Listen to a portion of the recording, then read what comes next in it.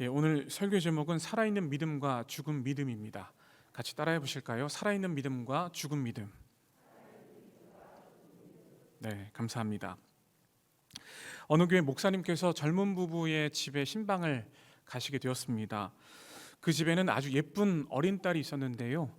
이 아이는 목사님께서 자신의 집에 신방을 오신다는 소식을 듣고 너무나 기뻤습니다. 신이 났습니다. 그래서 예배를 드릴 때 목사님 곁에 꼭 붙어서 예배를 함께 드렸습니다. 그리고 기도할 때에도 아빠와 엄마가 아멘, 주여 이렇게 대답할 때, 또 이렇게 기도할 때에 기도를 따라했습니다. 아멘, 주여 같이 따라했던 거죠. 이후 예배를 마치고 식사를 준비할 때에 엄마를 따라서 음식을 날랐습니다. 이 아이를 본 목사님께서는 굉장히 기특해 하셨습니다. 어느덧 식사 준비가 다 되자 이 아이가 갑자기 신이 나서 물통을 가져온 다음에 컵에다가 물을 따랐습니다. 그리고 목사님 앞에서 잔을 딱 들더니 목사님 건배 이렇게 한 거예요. 그리고 잔을 딱 마주친 가운데서 물을 쭉 들이키고 나서 이후에 이렇게 얘기했습니다. 좋다. 너무 리얼했나요? 네. 갑자기 목사님께서 당황하시고 또 엄마 아빠는 얼굴을 붉힐 수밖에 없었습니다. 이 아이의 부모님은 이 아이가 살아있는 믿음을 보여주었어야 했는데 이 부모님은 이 아이에게 죽은 믿음을 보여줬던 것이죠. 저는 이 해프닝을 듣고 굉장히 두려웠습니다. 왜냐하면 우리가 교회에서나 또 우리가 집에서나 어디를 가든지 하나님의 영광을 드려야 되는데 혹시나 우리의 모습을 통해서 우리 아이들을 통해서 다음 세대들을 통해서 이러한 모습이 비춰지지 않을까 하는 두려움이 마음속에 있었습니다. 그래서 상당히 마음속에 부담감을 가지고 이 말씀을 준비하면서 기도하는 시간을 가졌습니다. 오늘 우리가 읽은 요한계시록은 사도 요한이 소아시아 7교회에 쓴 편지입니다. 7개 편지는 또한 오늘날 살아가는 우리에게 주시는 편지인데요. 사탄이 우리를 어떻게 미혹하는지에 대해서 잘 경계할 것을 말씀하고 있습니다.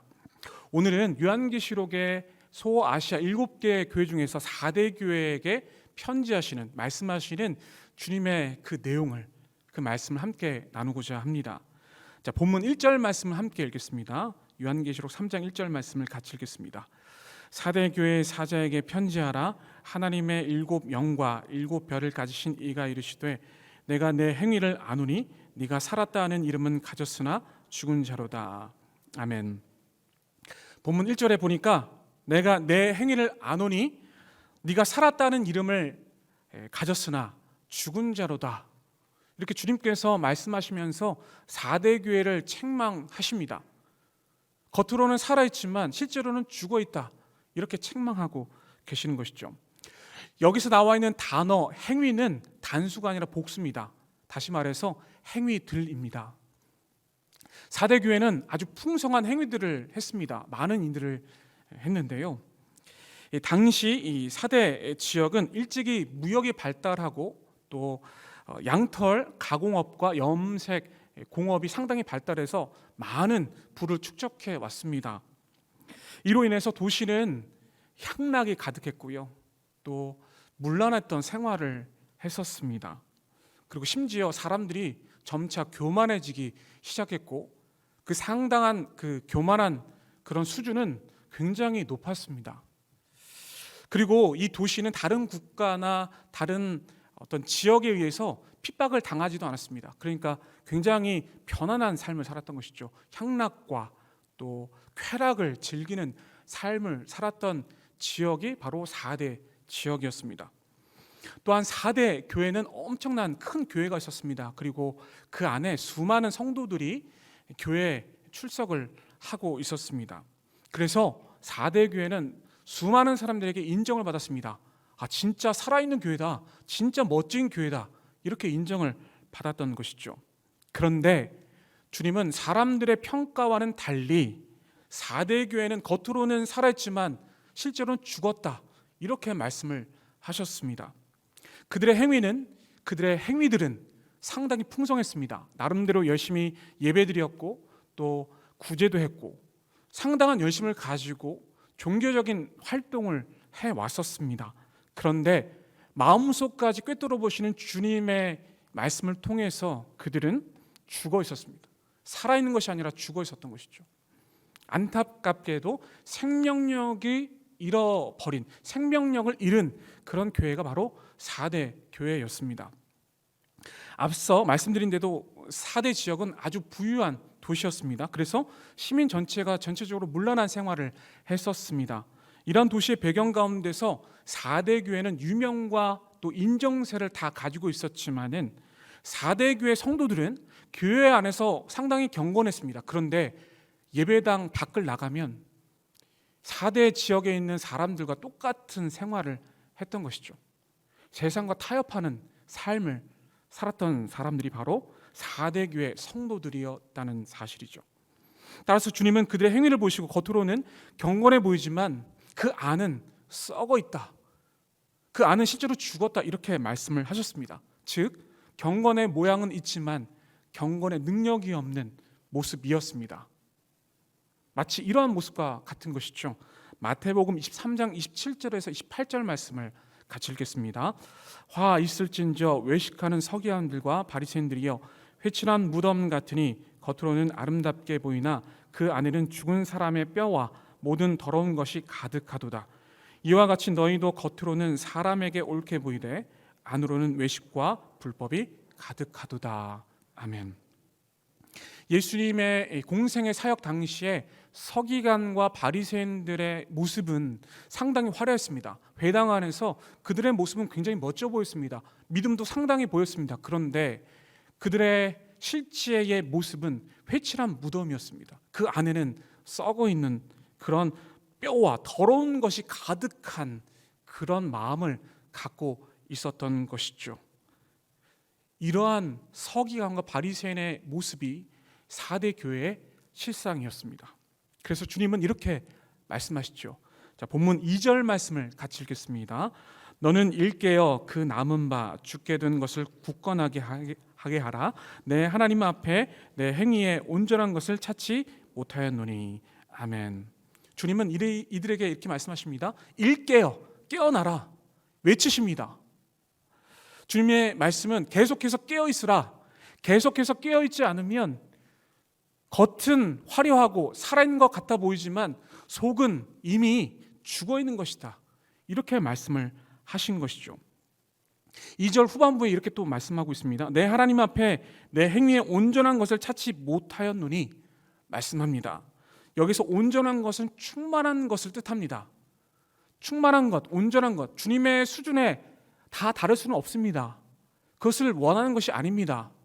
완전한 어떤 하나님의 거룩함, 이 수준에 다 다르는 것은 아니지만은 그럼에도 불구하고 4대 교회는 주님 보시기에 흡족한 것이 아무것도 없었습니다. 주님께서 만족하실 만한 어떠한 거룩한 성품이라든지 성실한 모습이라든지 신실한 모습, 이런 모든 것들을 갖추지 못했던 것이죠. 분명 주님께서는 4대 교회에게 사랑과 충성과 온유와 절제, 모든 성령의 열매를 다 주셨습니다. 성령의 씨앗을 주셨습니다. 그런데 4대 교회는 그것조차도 지키지를 못했습니다. 주님께서는 우리에게 말씀하셨습니다. 그러므로 하늘에 계신 너희 아버지의 온전하심과 같이 온전하라. 하나님께서 아브라함에게 말씀하셨습니다. 너는 내 앞에서 행하여 완전하라. 아무리 많은 사람들의 칭찬과 인정을 받는다 할지라도 주님께서 인정하지 아니하신다면 그것은 실제로 인정받는 것이 아닙니다. 살아있는 믿음이 아니라 죽어있는 믿음인 것이죠. 따라서 우리는 마음과 온전한 행실을 보여야 합니다. 주님 앞에 보여야 하는 것이죠. 부족하지만, 연약하지만 100% 완전하지 못하지만은 우리의 온전한 마음과 온전한 행실을 보일 수 있도록 노력해야 합니다. 그럴 때에 살아있는 믿음, 그 믿음이 온전히 발휘될 수 있는 것이죠. 이렇게 사대교의 죽은 행위에 대해서 본문 3절에 주님께서 이렇게 말씀을 하십니다. 함께 읽겠습니다. 그러므로 내가 어떻게 받았으며 어떻게 들었는지 생각하고 지켜 회개하라. 만일 일깨지 아니하면 내가 도둑같이 이르리니 어느 때에 내게 이르는지 내가 알지 못하리라. 아멘. 주님께서 이제 그 행위가 온전하게 될 수 있어야 할 텐데 그것에 대해서 세 가지 말씀을 하고 계십니다. 첫 번째는 그들이 들었던 복음에 대해서 기억해야 된다 이렇게 말씀하십니다. 그들이 지금 사도와 복음의 직언자들이 말씀했던 그 복음의 진리를 기억해야 한다 이렇게 말씀을 하고 계시는 것이죠. 둘째로는 그 복음을 굳게 붙들어야 한다. 그 복음을 잃지 말고 굳게 붙들어야 한다 이렇게 말씀을 하고 계십니다. 이어서 그 복음의 근거에서 회개하라 이렇게 말씀을 하고 계십니다. 주님께서 왜 이 4대 교회에게 이렇게 말씀을 하셨을까요? 4대 교회가 주님을 만난 감격, 죄사함에 대한 그 기쁨, 그것을 잃어버렸기 때문입니다. 주님에 대한 첫사랑, 주님에 대한 그 은혜, 그 사랑을 완전히 잃어버렸습니다. 우리는 이 4대 교회에 편지하신 주님의 말씀을 통해서 우리는 다시 한번 주님과의 그 만남을 회복해야 합니다. 주님께서 나를 구원하신 그 감격을 온전히 회복해야 하는 것이죠. 죄 사함의 기쁨이 얼마나 감사한지, 그것이 얼마나 귀한지를 깨달아 알아야 합니다. 더 나아가 그 복음을 잃지 말고 굳게 붙들어서 주님의 말씀에 근거해서 날마다 회개하는 그러한 삶의 모습이 있어야 하는 것이죠. 누가복음 7장 47절에는 이런 말씀이 있습니다. 같이 읽겠습니다. 이러므로 내가 내게 말하노니 그의 많은 죄가 사하여졌도다. 이는 그의 사랑함이 많음이라. 사함을 받은 일이 적은 자는 적게 사랑하느니라. 아멘. 이 말씀은 예수님께서 죄를 지은 한 여인이 향유 옥합을 가져오고 주님의 발에 부었을 때에 주님께서 하신 말씀입니다. 우리는 이 주님의 말씀 속에서 하나님을 향한 그 사랑의 원천이 무엇인지를 깨달아야 합니다. 그것은 많은 죄를 지은 사람이 주님께 용서를 받을 수 있는 것이고 그 안에서 주님을 더욱 사모할 수 있습니다. 그 감격이 더 많이 있는 것이죠. 많은 죄를 용서받는 사람만이 주님을 더 사랑할 수 있습니다. 사도 바울을 보십시오. 그는 과거에 주님을 믿는 사람들을 엄청나게 때렸습니다. 핍박하고 심지어 감옥에 갇히게 했습니다. 그런데 다메섹 도상에서 이 사도 바울이 주님의 음성을 듣고 회개했습니다. 주님 앞에 온전히 나아갔습니다. 자신의 죄를 인정하고 이제 주님의 음성을 듣고 뜨거운 눈물로 회개를 했습니다. 그 이후에 사도 바울은 이렇게 고백하죠. 나의 나된 것은 오직 하나님의 은혜입니다. 그 은혜로 고백하면서 자신의 죄성을 온전히 고백합니다. 여러분, 우리는 처음 받았던 복음을 기억해야 합니다. 그리고 그것을 굳게 붙들며 회개해야 합니다. 그것이 진정으로 살아있는 믿음입니다. 죽은 믿음이 아니라 진정으로 살아있는 믿음입니다. 본문 2절에 이렇게 또 표현하고 있습니다. 그 남은 바 죽게 된 것 이렇게 말씀하고 있습니다. 그대로 방치하고 있으면 안 되니까 간절한 마음을 가지고 그렇게 죽어서는 안 된다 이렇게 말씀하고 있는 것이죠. 우리는 평상시에 이렇게 생각할 수 있습니다. 이 정도면 평안하지. 이 정도면 괜찮지. 나는 저 사람보다 좀 낫지 않을까? 이런 아니한 생각을 하고 있을 때 주님은 이렇게 말씀하시죠. 아니다. 깨어라. 깨어나라. 계속해서 깨어있으라. 이렇게 말씀하시면서 죽어있는 믿음이 아니라 살아있는 믿음을 가지고 있어야 한다. 이렇게 말씀을 하고 계시는 것이죠. 더 나아가서 주님께서 우리에게 이렇게 말씀하신 것이죠. 내가 너희에게 임할 것인데 그 날이 언제인지 모르겠지만 내가 도둑같이 도적같이 임할 것이다. 이렇게 말씀을 하셨어요. 데살로니가전서 5장 1절에서 6절 말씀을 같이 읽어보실까요? 자, 주님의 말씀입니다. 함께 읽겠습니다. 형제들아, 때와 시기에 관하여는 너에게 쓸 것이 없음은 주의 날이 밤에 도둑같이 이룰 줄을 너희 자신이 자세히 알기 때문이라. 그들이 평안하다 안전하다 할 그때에 임실한 여자에게 해산의 고통이 이름과 같이 멸망이 갑자기 그들에게 이르리니 결코 피하지 못하리라. 형제들아 너희는 어둠에 있지 아니하매 그날이 도둑같이 너에게 임하지 못하리니 너희는 다 빛의 아들이요 낮의 아들이라. 우리가 밤이나 어둠에 속하지 아니하나니 그러므로 우리는 다른 이들과 같이 자지 말고 오직 깨어 정신을 차릴지라. 아멘. 주님의 말씀이죠. 우리는 빛의 아들이기 때문에 깨어 있어야 된다. 영적으로 깨어 있으라. 이렇게 말씀하고 있습니다. 우리는 날마다 깨어 있는 믿음, 살아있는 믿음을 가져야 합니다. 주님과 동행하며 그 살아있는 믿음을 가지고 그 믿음을 온전히 발휘할 수 있어야 합니다. 이것이 주님의 명령이자 우리가 주님의 말씀에 순종하는 모습입니다. 주님께서 오늘 우리에게 살아있는 믿음을 요구하십니다. 죽어있는 믿음이 아니라 살아있는 믿음을 요구하고 계십니다. 그 믿음은 앞서 말씀드린 바와 같이 주님과 동행하는 믿음입니다. 그렇게 살아있는 믿음을 가진 이기는 자, 승리하는 자에게 주님께서는 선물을 주십니다. 단순히 말씀만 하시고 어떤 보상을 주시지 않는 것이 아니라 그 말씀을 하시고 어떤 보상을 주십니다. 그 보상에 대한 내용이 본문 5절에 나와 있습니다. 함께 읽겠습니다. 이기는 자는 이와 같이 흰옷을 입을 것이요 내가 그 이름을 생명책에서 결코 지우지 아니하고 그 이름을 내 아버지 앞과 그의 천사들 앞에서 시인하리라. 아멘. 이 세 가지 선물은 첫 번째 흰옷을 입는 겁니다. 두 번째 생명책의 그 이름이 지워지지 않는 겁니다. 마지막으로 하나님과 천사들 앞에서 그를 시인하는 겁니다. 바로 우리를 시인하게 하신 것이죠. 주님께서 말씀하시는 흰옷은 주님의 순결한 신부의 옷입니다. 정결과 영광 그리고 승리의 옷이라고 할 수 있는 것이죠. 우리에게 영광과 승리의 옷을 주십니다. 우리가 주님의 신부로서 정결하고 성결한 모습을 갖춘 상태에서 주님께서는 그 승리를 우리에게 주신다고 약속하십니다. 두 번째, 생명책은 말 그대로 하나님의 백성들이 새하늘과 새 땅으로 들어갈 그 과정 속에서 우리의 이름이 쓰여진 책을 말합니다. 하나님께서는 하나님의 백성들을 구원하시겠다 이렇게 말씀하고 있는 것이죠. 마지막으로 하나님께서 천사들 앞에서 주님께서 하나님과 천사들 앞에서 우리의 이름을 시인하게 하신다는 겁니다. 예를 들어서 최정철 목사라고 한다면 최정철 목사는 승리자다, 이기는 자다 이렇게 시인하고 고백하신다는 말씀입니다.